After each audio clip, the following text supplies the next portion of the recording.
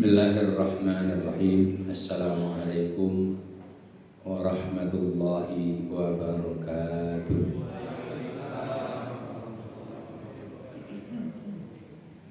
Bismillah walhamdulillah wassalatu wassalamu ala rasulillah sayyidina Muhammadin ibni Abdillah wa ala alihi wa ashabihi wa mawalah. Asyhadu an la ilaha illallah wahdahu la syarika lah wa asyhadu anna Muhammadan abduhu wa rasuluhu la nabiyya ba'da alladhi khassahu bisyafa'ah. Allahumma salli wa sallim wa barik ala sayyidina Muhammadin wa ala alihi wa sahbihi wa man tabi'ahum bi ihsanin ila yaumiddin. Amma ba'd. Usikum wa nafsi wa iyaya bitaqwallah wa ta'atihi faqad fazal muttaqun. Qala Allah ta'ala fi kitabihil karim, a'udzu billahi minasy syaithanir rajim, ya ayyuhalladzina amanu taqullaha wa kunu ma'asy shadiqin. Qala Rasulullah sallallahu alaihi wasallam, ata'murunna bil ma'rufi wa la tanhawunna 'anil munkar aw la yusallitanna Allahu 'alaikum syirarakum fayad'u khiyarakum fala yustajabu lahum. Rahul al-Bazar. Shadaqallahu alazim. Bapak-bapak dan saudara-saudaraku jamaah sekalian dari Masjid Al-Falah yang semoga selalu berada dalam rahmat Allah Subhanahu wa taala. Kita bersyukur pada malam hari ini dipertemukan di dalam masjid ini dalam keadaan sehat tanpa halangan suatu apapun. Walaupun saya melihat tadi gak seperti biasanya ini jamaahnya, apa gara-gara sebelum maghrib hujan dulu sehingga terhambat datang ke sini. Biasanya minimal ada 4 saf, tadi sepertinya 4 saf kurang. Ya. Mudah-mudahan saudara-saudara kita yang selama ini memenuhi dan memakmurkan masjid kita selalu berada dalam lindungan Allah Subhanahu wa taala. Berhalangan hadir bukan berarti tidak menyertai kita. Mudah-mudahan semuanya dalam kebaikan. Amin ya Allah ya rabbal alamin. Salawat dan salam semoga selalu dicurahkan kepada suri tauladan kita semuanya, Nabi Muhammad Rasulullah sallallahu alaihi wasallam dan para keluarganya, juga kepada para sahabatnya semua dan kepada tabi'in, tabi'ut tabi'in dan alim ulama yang istiqomah meneruskan perjuangan dan mewarisi risalah beliau sehingga agama ini sampai kepada kita semuanya. Salam dan salam juga semoga dicurahkan kepada seluruh umat beliau sampai hari kiamat, termasuk kita yang saat ini masih menjadi saksi di dalam kehidupan ini. Mudah-mudahan kelak kita dapat bertemu dengan beliau, berkumpul dengan beliau di yaumil kiamah dalam keadaan mendapatkan syafaatnya. Amin ya Allah ya rabbal alamin. Bapak-bapak dan jamaah sekalian yang saya hormati, seperti biasa untuk memohon keberkahan dari Allah Subhanahu wa taala, mari kita buka ta'lim kita pada malam hari ini dengan bersama-sama membaca ummul kitab Al-Fatihah. A'udzu billahi minasy syaithanir rajim. Bismillahirrahmanirrahim. Alhamdulillahirabbil alamin arrahmanir rahim maliki yaumiddin iyyaka na'budu wa iyyaka nasta'in ihdinas siratal mustaqim siratal ladzina an'amta 'alaihim ghairil maghdubi 'alaihim waladdallin. Amin.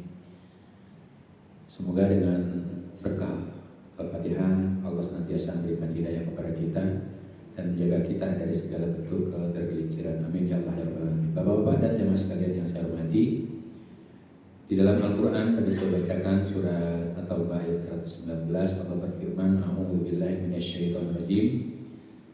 Wahai sekalian orang-orang yang beriman, bertakwalah kalian kepada Allah dan hendaklah kalian selalu bersama dengan orang-orang yang berada dalam kebenaran. Nah, ini sebenarnya ayatnya singkat, tetapi perjuangan untuk bersama-sama dalam kelompok orang-orang yang berada dalam kebenaran, yakni jamaah Rasulullah Sallallahu Alaihi Wasallam, itu perlu perjuangan, perlu keseriusan, perlu kesungguhan.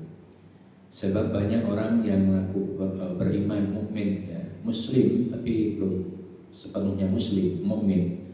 Itu pada saat diajarkan atau diingatkan tentang akidah wala. Wala itu artinya kesetiaan, loyalitas kita. Sedangkan di dalam agama ini kunci rahmat Allah Subhanahu wa taala adalah berwala, kesetiaan.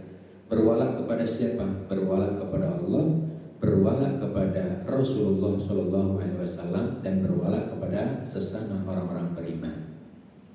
Nah, kalau khusus masalah akidah, di dalam masalah ibadah mungkin tidak bisa. Tetapi berkaitan dengan bermuamalah, yang berkaitan dengan urusan keduniaan, disinilah kadang-kadang kita tergelincir ketika harus berwala terhadap sesama mukmin. Kita ternyata berpikir lebih dahulu atau pikir-pikir dahulu. Padahal ayatnya jelas, supaya kita selalu bergabung bersama dengan orang-orang yang berada dalam kebenaran. Yang berada dalam kebenaran adalah Rasulullah Shallallahu Alaihi Wasallam, para sahabatnya, dan orang-orang yang beriman yang mengikuti beliau dan para sahabatnya itu. Nah, oleh karena itulah kewajiban kita setiap Muslim secara pribadi maupun kelompok itu adalah mendakwahkan masalah ini, berwala kepada sesama orang beriman, loyal, bergabung, setia, saling melindungi, saling tolong-menolong, saling menguatkan bersama dengan orang-orang beriman. Dan inilah yang disebut dengan salah satu perintah amar ma'ruf nahi munkar, materi ini. Karena itulah pada malam hari ini kita sampaikan materi tentang amar ma'ruf nahi munkar ini dalam segala hal. Termasuk yang prioritas pada saat ini adalah amar ma'ruf nahi munkar dalam masalah khalifah atau kepemimpinan. Sehingga Rasulullah Shallallahu Alaihi Wasallam mengingatkan kita semuanya. Sebenarnya hadis ini sering saya bacakan, sering saya ulang-ulang. La ta'murunna bil ma'ruf wa la tanhawunna 'anil munkar aw la yusallitannallahu 'alaikum syirarakum fayad'u khiyarakum fala yustajabu lahum. Hendaklah kalian selalu amar ma'ruf nahi munkar. Maksudnya memerintahkan untuk berbuat kebaikan. Itu yang disebut dengan amar ma'ruf. Dan bernahi munkar artinya mencegah segala sesuatu atau terjadinya segala sesuatu yang disebut dengan kemungkaran. Nah, itulah yang disebut nahi munkar. Jadi perintah amar ma'ruf nahi munkar ini tidak bisa dipisah salah satu. Saya mah amar ma'ruf saja, nahi munkarnya nggak mau. Nah, disinilah yang harus kita waspadai. Kalau kalian tidak melakukannya, kata Nabi, maka Allah akan menguasakan pemimpin kalian atau penguasa kalian atas orang-orang yang paling jahat di antara kalian. Kemudian orang-orang yang baik di antara kalian berdoa untuk menolak kezalimannya, tetapi doa itu tidak dikabulkan bagi mereka. Kalau di hadis yang lain lebih panjang lagi yang dinasihatkan kepada Abu Dzar, ya, sehingga orang-orang yang baik, orang-orang soleh memohon ampun tidak diampuni gara-gara tidak mau beramar ma'ruf nahi munkar. Nah, memerintahkan kepada sesama mukmin untuk loyal terhadap kepemimpinan, yakni pemimpin-pemimpin yang diridhai Allah dari kalangan orang beriman, ini adalah bagian dari kewajiban bernasihat. Demikian pula mencegah sesama muslim dari memilih pemimpin-pemimpin yang salah supaya tidak terjerembab kepada kemungkaran, itu juga bagian dari dakwah kita. Walaupun mohon maaf kadang-kadang ada DKM, ya, kalau kita dakwah berkaitan dengan kepemimpinan itu suka risih, ya, bahkan ada kelompok-kelompok yang tidak suka kemudian dibubarkan, kan begitu ya. Nah, ini padahal ayat-ayat Al-Quran banyak sekali tentang masalah ini, dan kita akan jelaskan, ya. Walaupun sudah sering juga saya sampaikan di antara ayat-ayatnya, misalnya di dalam surat At-Taubah 23 itu dimulai sebenarnya dari ayat 19. Ditutup di ayat yang ke-24-nya, jika bapak-bapak kalian, keluarga kalian, harta kalian yang kalian miliki, perniagaan yang kalian cintai, rumah-rumah yang kalian senangi, tanah, ladang, peternakan, dan sebagainya, lebih kalian cintai daripada berjuang di jalan Allah, beramar ma'ruf nahi munkar, maka tunggu saja keputusannya. Nah, itu di ayat 24 sebenarnya. Mulai dari ayat 19 itu berkaitan dengan kewajiban untuk berjuang. Bagaimana perjuangannya? Meyakinkan sesama muslim untuk berada dalam kebenaran dan tidak menjadikan orang-orang yang cenderung kepada kekafiran itu sebagai pemimpinnya. Di ayat yang ke-23 kita akan bacakan, ya, persisnya di ayat 23 kita akan bacakan. Allah Subhanahu wa taala berfirman, A'udzu billahi minasyaitonir rajim. Bismillahirrahmanirrahim. Ya ayyuhalladzina amanu la tattakhidhu aba'akum wa ikhwanakum awliya in istahabbul kufra 'alal iman wa may yatawallahum minkum fa ulaika humul zalimun. Wahai orang yang beriman, janganlah kalian menjadikan bapak-bapak kalian atau saudara-saudara kalian sebagai pemimpin kalian atau pelindung kalian jika mereka lebih cenderung. Ini masih lebih cenderung saja. Mungkin muslim tapi cenderung. Apa yang dimaksud cenderung? Ya, nah ini yang perlu kita urai. Lebih cenderung kepada kekafiran daripada keimanan. Barang siapa di antara kalian yang menjadikan mereka itu, ya bapaknya atau saudaranya, yang cenderung kepada kekafiran tadi sebagai pemimpinnya atau pelindungnya, maka mereka itulah orang-orang yang zalim. Ini artinya di dalam masalah memilih pemimpin tidak boleh sembarangan. Nah, kemudian ditutup dengan ayat 24-nya yang tadi kita sudah sampaikan. Ya, ini perjuangan, gitu ya. Nah, yang dimaksud dengan cenderung itu adalah mereka tidak suka kepada ajaran agama. Ajaran agama itu disisihkan kecuali hanya untuk mengurusan hubungannya dengan Allah Subhanahu wa taala. Jadi kalau ada pemimpin muslim tapi ajaran syariat agama itu kemudian disingkirkan, tidak mau dijadikan dasar, maka di sini termasuk cenderung kepada kekafiran. Sebab kekafiran di sini maknanya umum, yakni menolak hukum-hukum Allah, menolak syariat Allah, menolak bimbingan petunjuk hidayah dari Allah Subhanahu wa taala untuk dijadikan bagian dari hukum-hukum yang harus dia tegakkan sebagai pemimpin. Itu maksudnya begitu. Nah, oleh karena itu ini perlu didakwahkan supaya kita tidak salah. Sebab kalau salah memilih pemimpin seperti tadi, Allah akan kuasakan pemimpin-pemimpinnya dari kalangan orang yang paling jahat. Kalau masih jahat-jahat biasa nggak ada, ya nggak terlalu repot. Tapi yang paling jahat di antara kalian, kata Nabi, sehingga orang-orang yang baik di antara kalian berdoa supaya kezalimannya itu dihukum oleh Allah tidak dikabul. Orang-orang yang baik, orang yang soleh berdoa meminta ampun tidak diampuni. Nah ini kan berarti syarat supaya dikabulkannya doa kita harus beramar ma'ruf nahi munkar, termasuk diantaranya pada saat kita harus melakukan bai'at atau melakukan pemilihan aulia. Aulia di sini tentu saja seluruh level ya, level terendah ya. Aulia itu kan pemimpin kalian, wakil kita, atau pelindung kita, atau sahabat setia kita.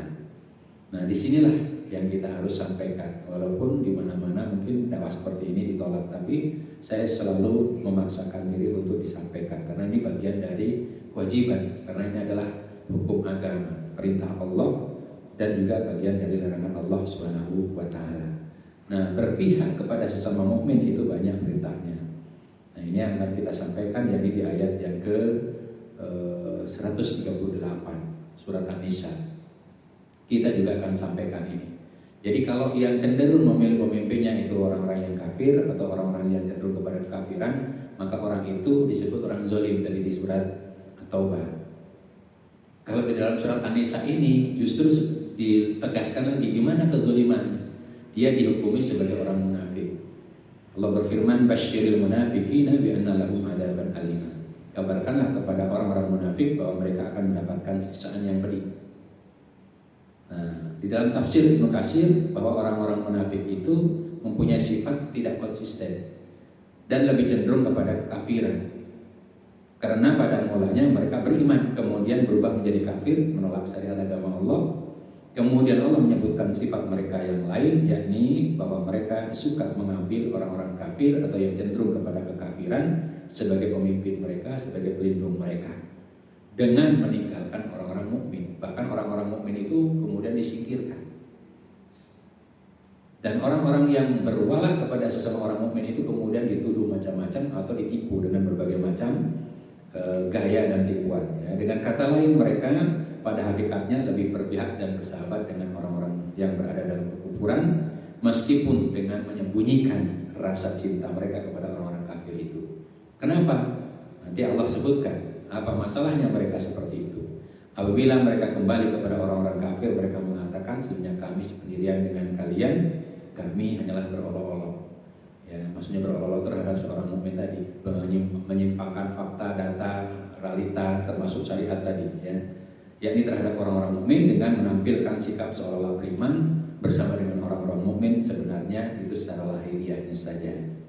Lalu Allah menegaskan karakter orang-orang munafik tersebut dengan ayat berikutnya 139.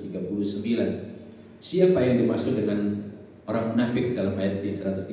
Allah jawab, Allah jelaskan secara gamblang dan tuntas, alladzina yattakhidunal kafirina awliya'a min dunil mu'minin, yaitu orang-orang yang menjadikan orang-orang kafir sebagai pemimpinnya dengan meninggalkan orang-orang mukmin.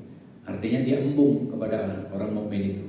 Ya, nanti dianggapnya segala sesuatu yang dia lakukan menyimpang kemudian ketahuan semua. Nah, sebagai orang munafik dia ketakutan itu. Kemudian dijelaskan, ya, ayabtaguna indahumul izzata fa innal izzata lillahi jami'an. Apakah mereka mencari kekuatan? Maksudnya kekuatan di sini kan pengaruh, ya. Yang dimaksud adalah kedudukan dan kehormatan. Apakah mereka mencari kekuatan, kehormatan, kedudukan di sisi orang kafir itu? Ketahuilah bahwa semua kekuatan itu hanyalah milik Allah.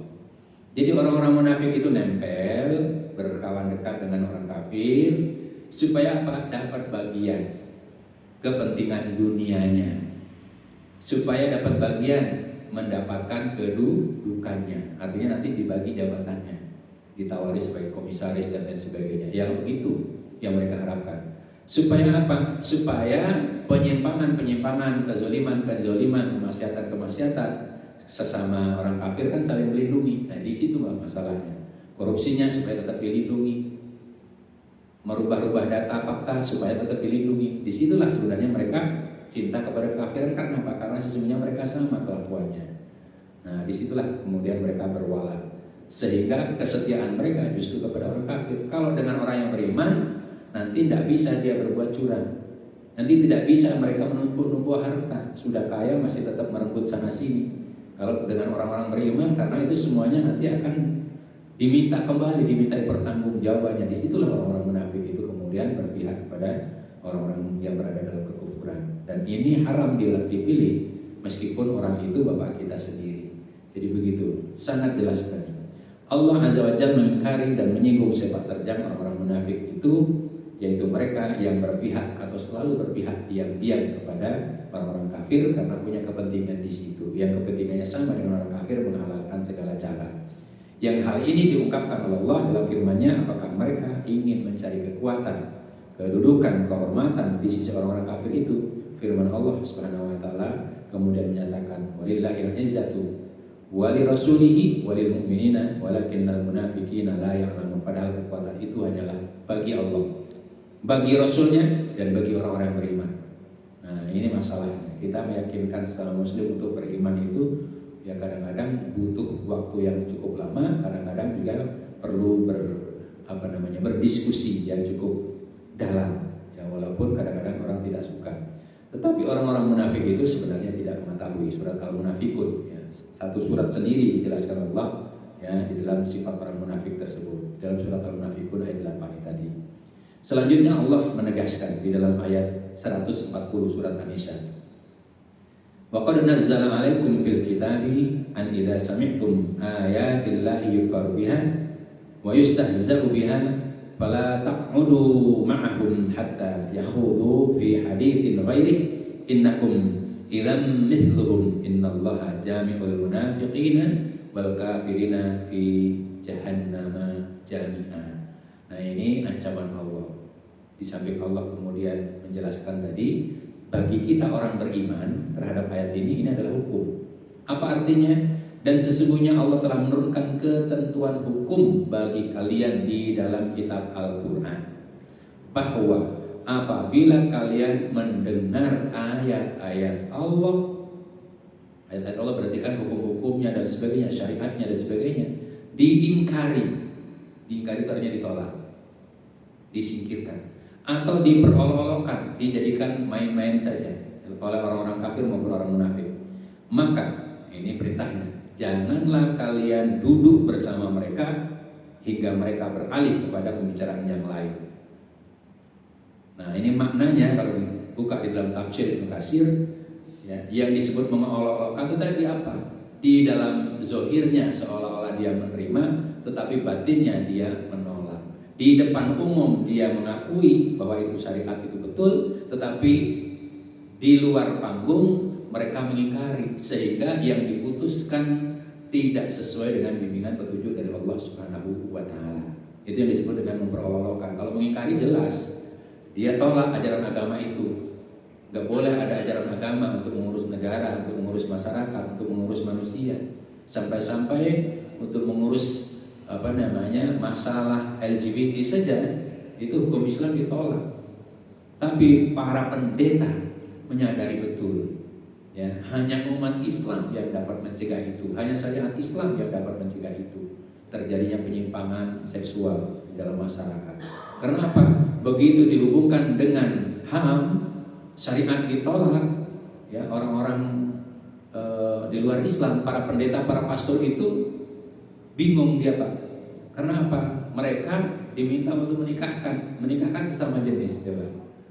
Nah, mereka menolak. Dia tahu Alkitab itu dilarang di dalam Alkitab mereka, gitu ya. Tapi begitu sudah dipaksa dengan HAM, mereka tidak bisa tolak. Tapi umat Islam dan syariat Islam benar-benar melindungi. Nah, inilah makanya kalau yang kafir berarti menolak sama sekali ajaran-ajaran agama itu disingkirkan. Ya tentu saja kita tahu lah, kalau di negeri kita atau di negeri yang lain itu jelas orang-orang komunis, anti agama, atau agnostik yang tidak peduli terhadap urusan agama, dipisahkan betul-betul tentang urusan agama.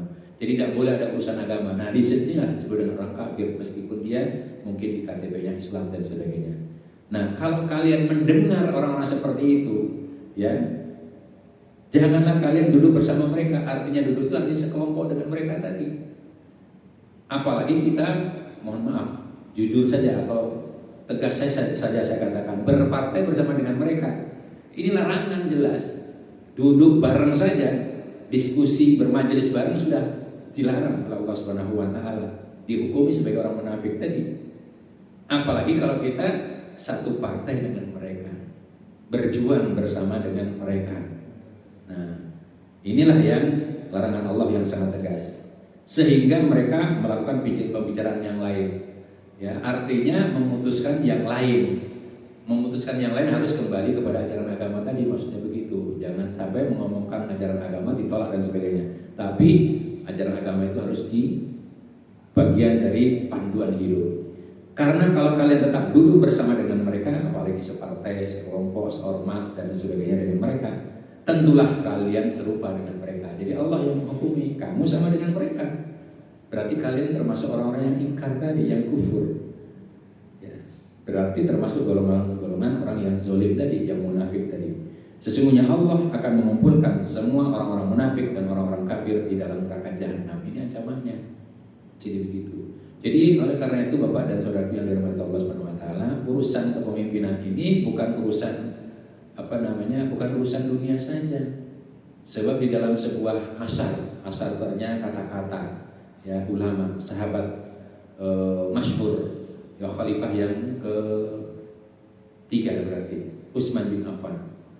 Beliau mengatakan dengan segenggam kekuasaan dapat merubah segala sesuatu yang ada di muka bumi ini yang tidak bisa dirubah dengan Al-Quran. Coba bayangkan, segenggam kekuasaan. Maknanya apa? Ini bukan pelecehan terhadap Al-Quran.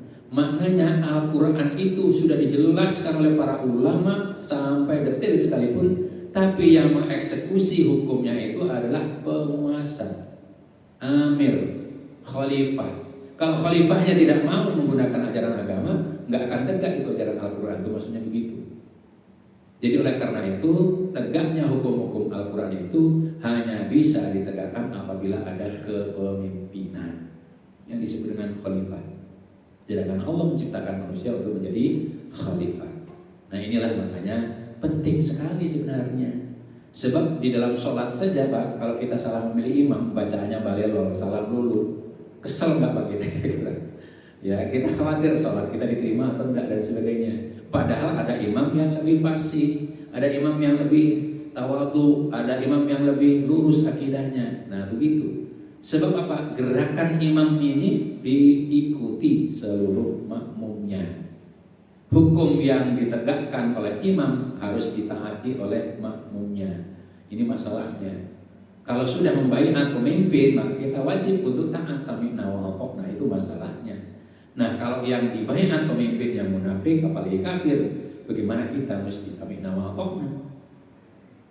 Sehingga Rasulullah pernah menjelaskan dalam hadis yang lain, ini berkaitan dengan surat Al-Insan ayat yang kedua, Ya, di sana ada sebuah hadis yang memang ini juga sudah masyhur tapi juga jarang disampaikan.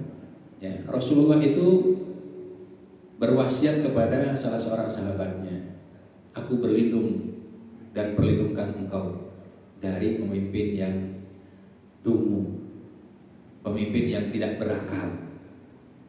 Saya khawatir kalian akan ketemu dengan pemimpin yang tidak berakal. Sahabat ini bertanya, ya, wahai Rasulullah, apa yang engkau maksud pemimpin yang tidak berakal?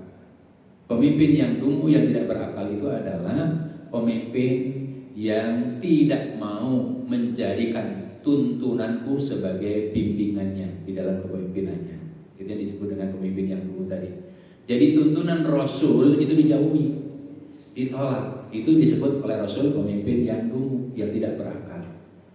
Kemudian Rasul menjelaskan, siapa yang mengikuti, membiarkan, mendukung kebohongannya dan kezalimannya, maka mereka itu bukan termasuk umatku, dan aku bukan termasuk golongannya, dan mereka tidak akan mampu mendatangi telagaku. Artinya dipagari oleh Rasulullah untuk mendatangi telaga Rasulullah Shallallahu Alaihi Wasallam. Nah, Rasul bilang begini karena apa? Banyak pula di antara umatnya, yaitu yang munafik tadi.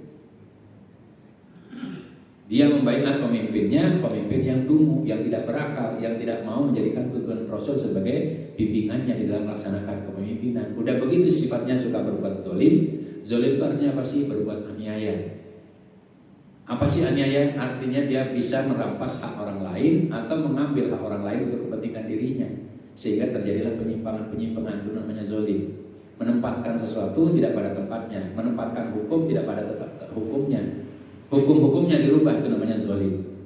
Yang kedua, kata Nabi, sifatnya adalah suka berdusta. Makanya siapa saja, kata Nabi, yang membela kezalimannya, membiarkan kezalimannya, ya, kemudian mendukung kezalimannya dan kedustaannya, mereka itu bukan termasuk golonganku, dan aku bukan termasuk golongannya, dan mereka tidak akan boleh masuk telagaku, telaga Haud, ketika di yaumil kiamat atau di hari hisab. Sedangkan orang yang mencela kezalimannya, menolak kezalimannya, mengingkari kezalimannya, maka mereka itu adalah golonganku dan aku bagian dari golongannya, dan mereka akan aku tunggu di telaga Haudku. Artinya di antara umatnya ada tetap orang-orang yang konsisten menolak, mengingkari, mencela kezaliman penguasa-penguasa yang dungu atau penguasa yang jahil tadi. Nah, itu adalah penjelasan yang gamblang sebenarnya.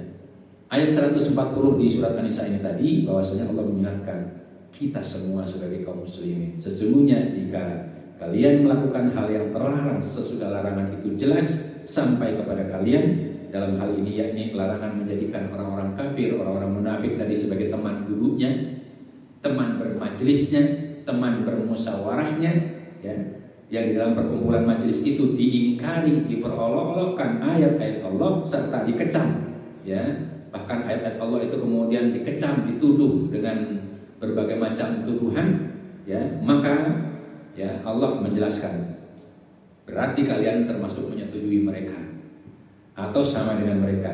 Berarti sesungguhnya kalian berserikat, bersengkongkol dengan mereka dalam hal itu, yakni dalam hal mengingkari hukum-hukum Allah, ayat-ayat Allah, bimbingan Allah, syariat Allah Subhanahu wa taala, sehingga disebut sebagai orang-orang kafir dan munafik tadi.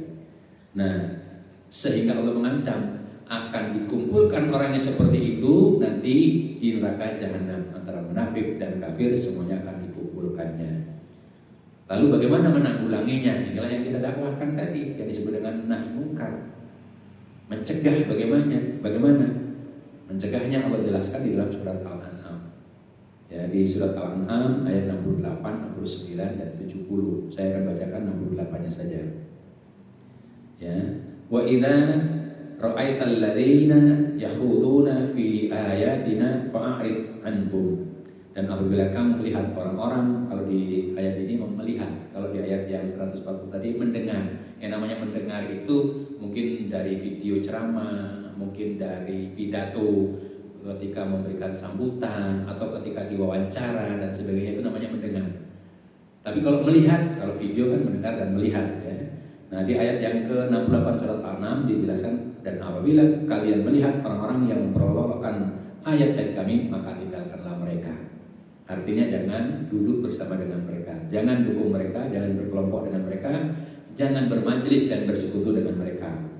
Nah, adapun lanjutan firman Allah di akhir ayat 140 tadi, innallaha jami'ul munafiqina wal kafirina fi jahannam jami'a, sesungguhnya Allah akan mengumpulkan semua orang-orang munafik dan orang-orang kafir itu ke dalam neraka jahanam. Maksudnya ialah sebagaimana ketika di dunia orang-orang munafik tadi sering bersekutu, bersatu, berpihak, berwala kepada orang-orang kafir di dalam kekufurannya, di dalam membela kezaliman, maka Allah pun telah akan menghimpunkan mereka, ya, pertemanan mereka itu sampai ke dalam neraka jahanam untuk selama-lamanya. Dan dia mengumpulkan mereka semuanya dalam siksaan itu dengan disertai belenggu-belenggu. Ini kalau dibaca ayat 69 dan 70 ya, surat Al-An'am tadi lanjutannya. Diberi belenggu-belenggu di tangannya dan di lehernya, ya, dibeginikan. Di dalam surat ayat Yasin dijelaskan. Ya, dan rantai yang mengikat mereka apabila mereka minum, maka diberikan air minum yang mendidih, bukan air tawar, dan makanan mereka berupa darah dan nanah mereka sendiri. Lalu Allah membongkar karakter rahasia mereka, orang-orang munafik itu, di dalam ayat yang lain di surat An-Nisa lanjutannya 141. Kita akan bacakan juga, ya. Allah membongkar sifat-sifat mereka, ya. Kalau di dalam perjuangan orang itu seolah-olah bersama dengan orang mukmin, padahal bersama dengan orang mukmin itu mencari celahnya untuk menipu dan membodohi orang-orang mukmin. Dijelaskan dalam ayat ini 141 surat An-Nisa. Alladzina yatarabbasuna bikum fa in kana lakum fathum minallahi qalu alam nakum ma'akum wa in kana lil kafirina nasibun qalu alam nastakhbir 'alaikum wa namna'kum minal mu'minin fallahu yahkumu bainakum yaumal qiyamah wa la yaj'alallahu lil kafirina 'alal mu'minina sabila. Sifat mereka yaitu orang-orang yang suka menunggu-nunggu peristiwa yang akan menimpa dirimu, yang terjadi pada dirimu. Ya, dalam masalah kepemimpinan juga sama, orang-orang munafik nunggu-nunggu, ya.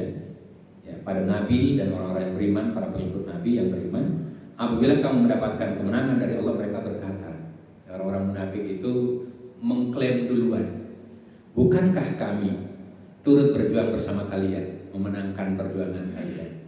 Ngaku, Pak. Ini kasusnya seperti ketika Pilgub DKI.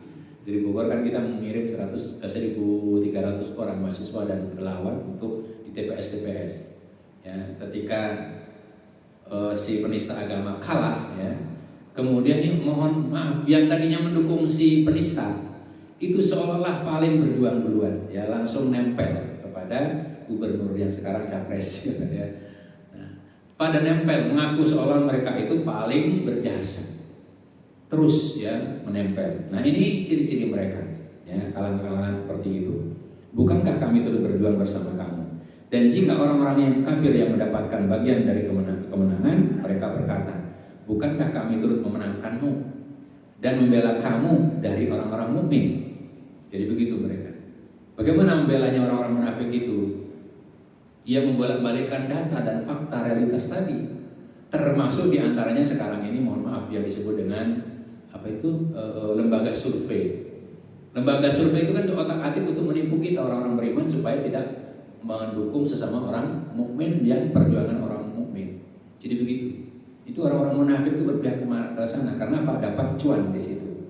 Ya, setelah dapat cuan nanti dapat kedudukan.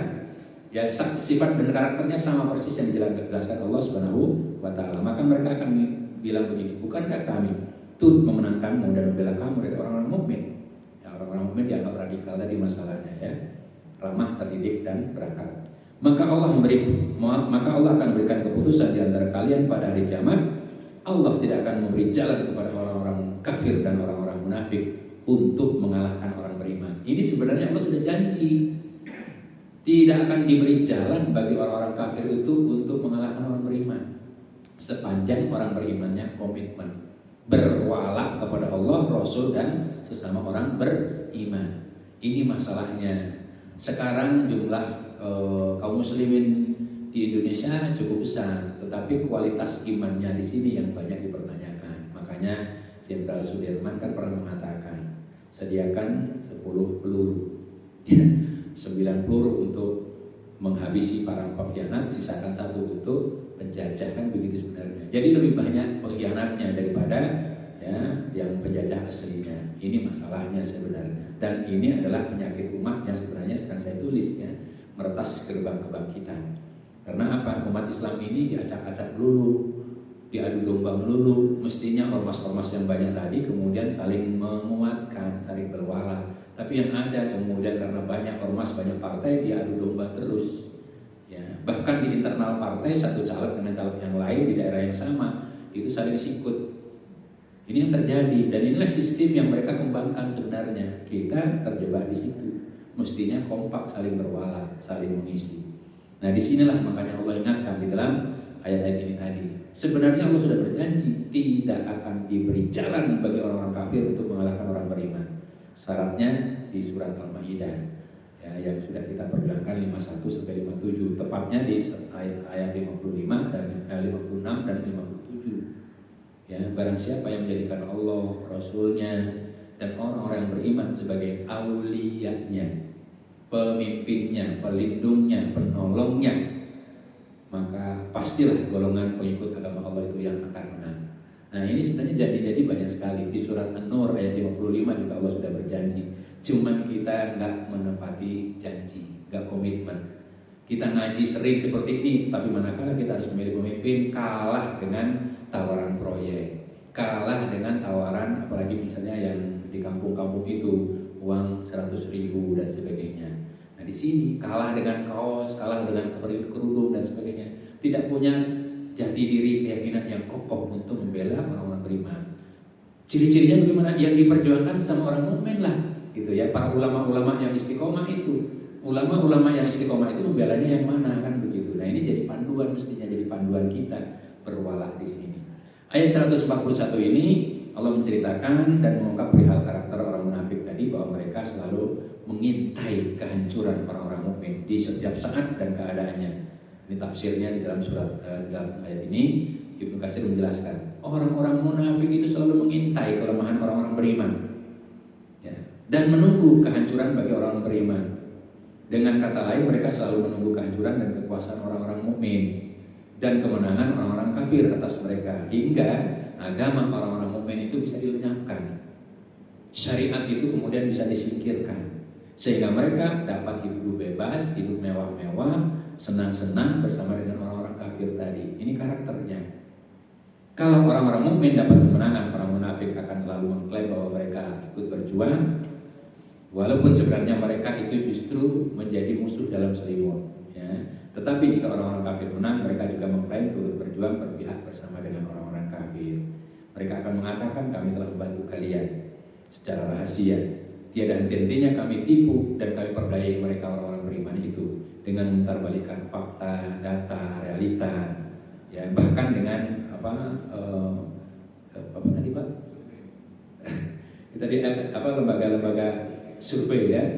Itu tadi, itu mereka kerjakan dengan cara luar biasa untuk menipu orang-orang beriman supaya kita terpengaruh, supaya kita kemudian beradu dan sebagainya.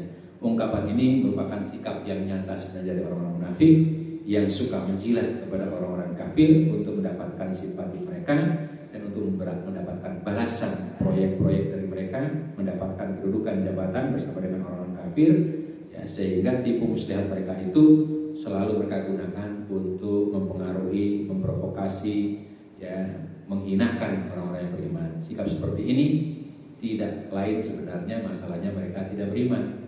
Ya, awalnya sudah azan ya Pak. Awalnya mereka beriman, kemudian ternyata beriman itu menyulitkan bagi mereka. Tidak beriman ternyata membuat mereka senang di dunia. Nah, yang terakhir, karena sudah waktu Isya ya, di ayat yang ke 141 tadi Allah berikan jaminan, wala yaj'alallahu lil kafirina 'alal mu'minina sabila.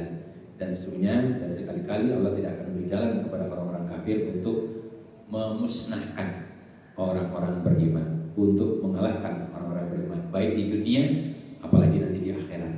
di dunia orang-orang mukmin itu akan senantiasa menang, ya, insya Allah. Dan oleh karena itu kita harus siap untuk menjadi orang-orang yang menang. Demikian Allah alam bisawab. Mudah-mudahan ini bagian dari amar ma'ruf nahi munkar kita, sehingga kita nanti bisa kompak bersatu. Ya, apa yang diperjuangkan orang beriman, para ulama-ulama mukmin untuk masalah kepemimpinan tadi, sehingga kata-kata Utsman menjadi bagian dari kewajiban kita, sehingga mudah-mudahan terwujud nanti di tahun 2024. Ya, ini 100 tahun ya. Pembaharu harus muncul. Mudah-mudahan dengan demikian kita tidak salah pilih dan tidak termasuk orang-orang zalim tadi. Ya, kalau kita salah pilih berarti kita zalim.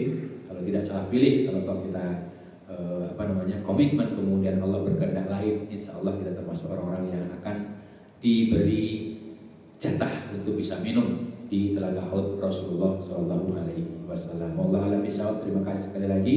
Mohon maaf apabila ada kesalahan-kesalahan kita bisa menyampaikan materi ini. Billahi taufiq wal hidayah. Assalamualaikum warahmatullahi wabarakatuh.